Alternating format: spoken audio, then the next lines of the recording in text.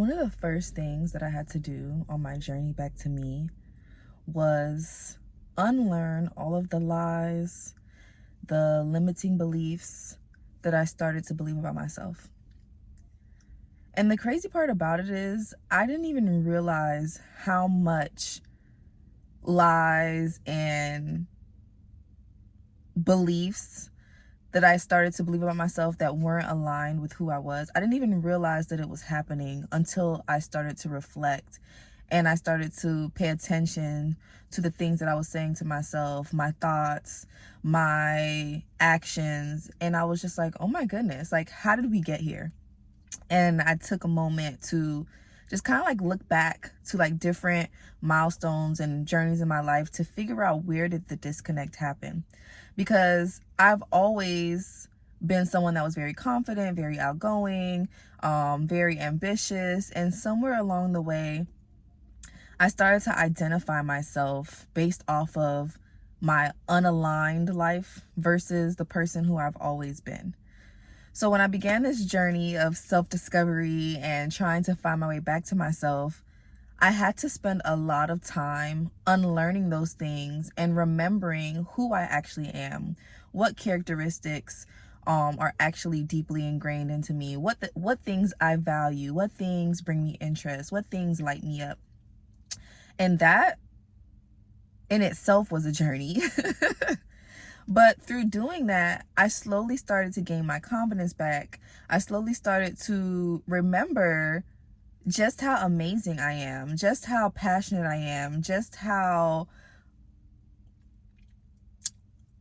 I don't even know the word, like just how special I am. I started to remember.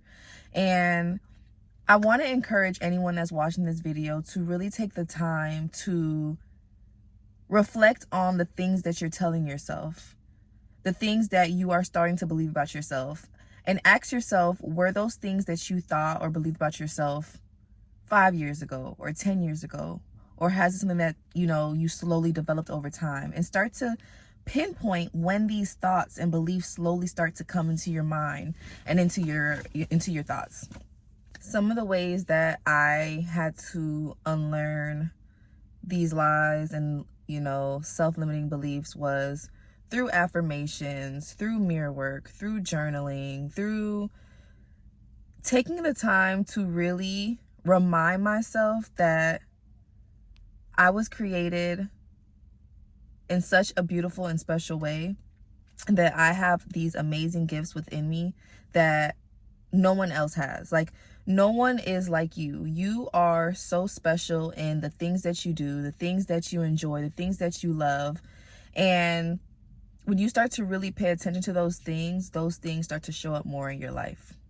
The more and more I put in the work, the more and more I began remembering who I am, the more I decided to stop believing these negative things about me, the more beautiful and amazing opportunities that were aligned with me started to show up in my life.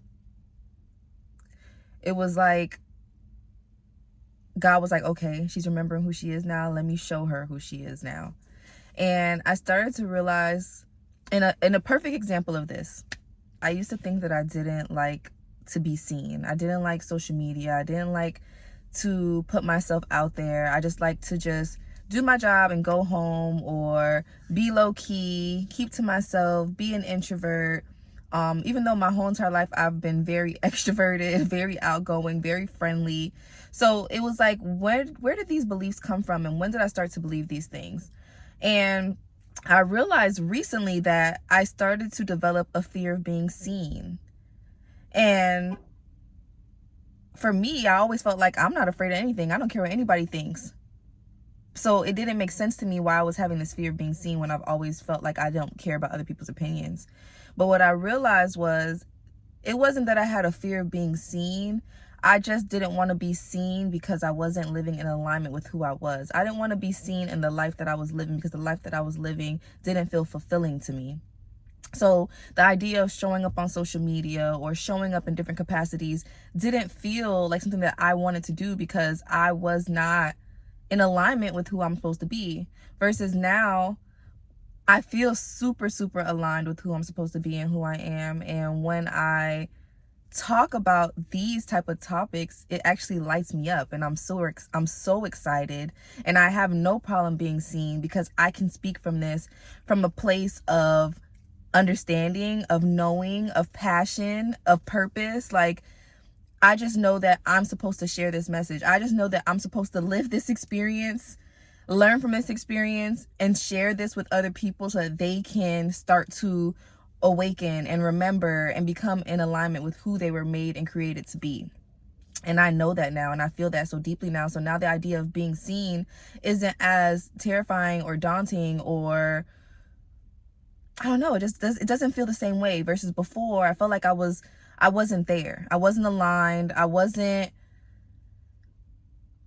feeling super confident about who I was or where I was in my life, and it made me start to think things that weren't true about myself.